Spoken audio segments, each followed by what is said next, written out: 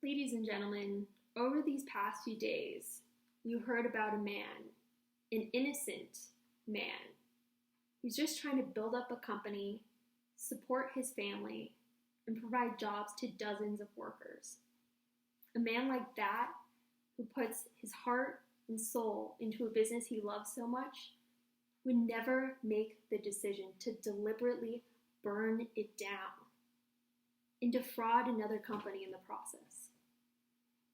Mr. Jackson worked to help save his company in an honest and legal way. First, he did so by legitimately hiring Miss Peterson back in July. This was a legitimate hire, as you saw, because of the strategic planning background she had and her history and experience in supporting and finding ways to help struggling businesses. The plan that he had in place was legitimate, as you heard from him himself, Mr. Jackson, state that retooling the company to making aluminum automobile parts would result in millions of dollars in revenue. And he legitimately hired Mr. Avery in September, as Mr. Avery had a lot of experience in tool and die design work, and he had an excellent reputation. Additionally, he tirelessly tried to renegotiate the $400,000 loan that was owed to the bank. And Mr. Anderson, vice president of that bank, saw the new business plan as legitimate and even called it a very promising investment. You also heard from Ms. Williams, and her suspicions of Mr. Jackson were completely unfounded. She did not see Mr. Avery light the fire, nor saw or heard any plans to burn down the building. She was angry at Mr. Jackson. She was angry at him because they spent 3 years together and he never left his wife for her. Then he hires Miss Peterson and she thinks that he's having an affair with her. She wanted revenge on Mr. Jackson. She wanted him to hurt like he hurt her. And then you heard from Miss Peterson, who, as you recall, her deposition took place 8 months after the Flinders fire, whereas her new statement to Chief Olson was a mere few weeks ago, before this trial. So you can't trust this new statement. She said that the plan to burn down Flinders Aluminum was put together in September. And that's when she suggested that the bank's funding could be used as an alibi for Mr. Jackson. So that way it didn't look like he committed this arson. However, why would Mr. Jackson still try to renegotiate the $400,000 loan over multiple meetings with Mr. Anderson in October if he was already planning on having this alibi set up in September? Why would he go and ask for a loan from his wife in October if he already had this alibi? Let's look at the alibi itself. When presented with a legitimate opportunity to get financing from the bank for a new plan, why would Mr. Jackson pursue arson over a legal and promising plan that would allow the company to grow and the workers to keep their jobs? If he really intended to make Flinders into ashes, why would he go through all these legitimate efforts to actually try to save the company? Ladies and gentlemen, let me inform you here that you may not convict the defendant on these crimes based on the testimony of an alleged accomplice alone. These statements that Ms. Peterson has made must be supported by other evidence that, one, you believe, two, that is independent of these statements, And 3, that connects the defendant to the crime.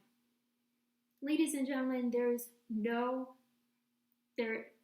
sufficient evidence to appropriately support these new statements from Ms. Peters. Then you heard about Mr. Avery and how Chief Olson accused Mr. Avery of having something to do with the Fass, Galfink, and Flinders fire. But Mr. Avery was never arrested, charged, or convicted of arson for the Fass and Galfink fires. And you also heard from Mr. Pincus. As you recall, has 28 years fire investigation experience, has taught fire investigation courses, is a published author on the topic of arson. And his opinion was that this was an accident based on all of his experience in training and the knowledge he gained over his 28 years of fire investigation experience.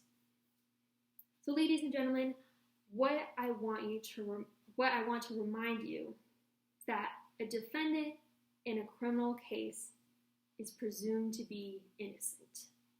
This presumption requires that the people prove beyond a reasonable doubt that the defendant is guilty of the crime. And proof beyond a reasonable doubt is proof that leaves you with an abiding conviction that the charge is true.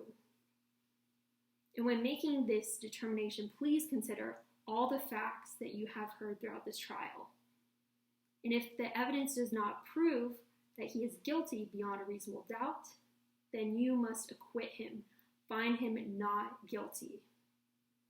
So when you see elements of arson presented to you in the jury instructions, and it asks you whether the defendant set fire to, or counseled, or helped, or caused the burning of a structure, you'll write no, because the prosecution was not able to prove this element beyond a reasonable doubt. And then with the next element, whether the defendant acted willfully and maliciously, you will also write no, because again, the prosecution was not able to show this element beyond a reasonable doubt. When you get to the jury instruction on the arson enhancement, you will also answer no to that instruction because it has not been shown that he has committed arson in the first place beyond a reasonable doubt. He does not meet the elements of an arson enhancement.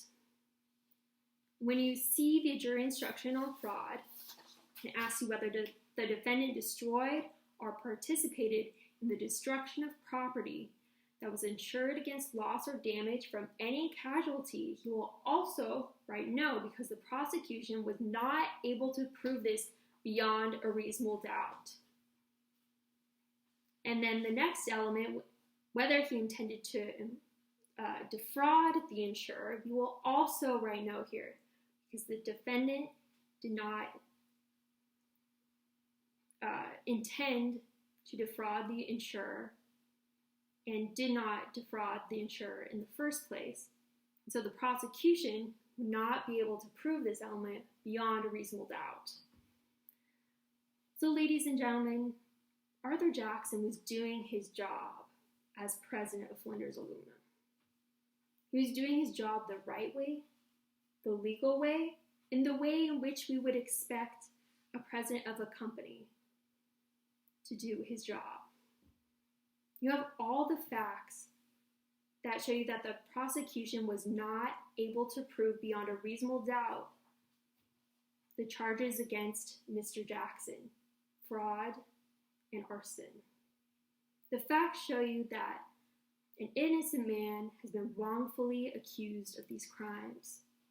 So I ask you to look at the facts today, apply the law, and vote not guilty on all counts of arson and fraud against Mr. Jackson.